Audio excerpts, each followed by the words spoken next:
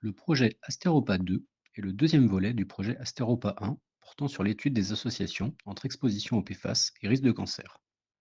Les PFAS sont un groupe de plus de 4000 produits chimiques hydrofuges utilisés dans un grand nombre d'applications industrielles et objets de la consommation, notamment des vêtements, des meubles, des adhésifs, etc. Les principales sources d'exposition humaine aux PFAS seraient l'eau potable, les aliments, la poussière, ainsi que l'air intérieur. Les PFAS se présentent sous différentes formes et structures chimiques, ce qui les rend difficilement dégradables, et ces molécules peuvent donc rester plusieurs années dans les sols, l'eau et le corps humain. À l'instar d'Astéropa 1, le présent projet entend poursuivre une triple ambition répondant à des enjeux sociaux, environnementaux et épidémiologiques. Premièrement, Astéropa 2 capitalisera sur les avancées d'Astéropa 1 en matière de recherche participative et de transfert de connaissances. Le groupe de citoyens co-chercheurs sera mobilisé afin d'identifier de nouvelles questions de recherche, de construire des dispositifs visant à sensibiliser la population aux risques de santé associés à l'exposition au PFAS et de disséminer les résultats de la recherche sous des formes appropriées par le plus grand nombre. De plus, le travail de collaboration avec les élus et les équipes de la métropole sera poursuivi.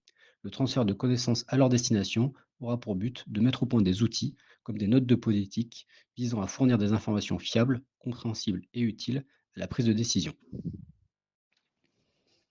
Deuxièmement, le volet épidémiologique permettra d'enrichir les connaissances au-delà du seul cancer germinal des testicules étudié dans le précédent volet. Une revue de toutes les études épidémiologiques publiées sur l'exposition au PFAS et risque de cancer du sein, du testicule, du rein et de la thyroïde sera effectuée.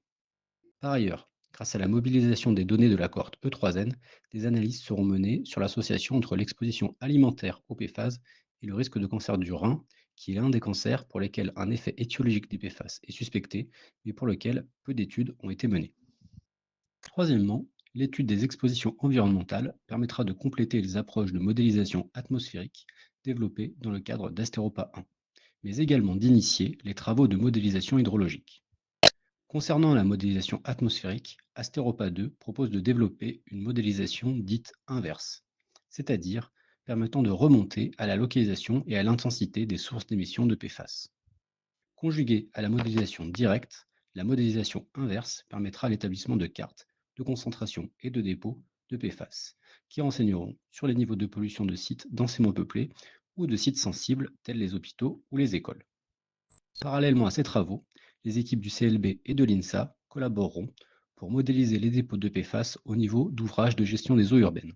Ce travail exploratoire sera amené à être étendu dans le cadre d'autres appels à projets. Enfin, nous envisageons également de croiser ces données de modélisation avec des données d'imprégnation issues d'autres projets de recherche déployés sur le territoire de la métropole de Lyon. Le projet Astéropa 2 est financé par la métropole de Lyon dans le cadre des projets structurants du cancéropole Clara. Nous les remercions pour ce soutien sans lequel le montage de ce projet aurait été impossible.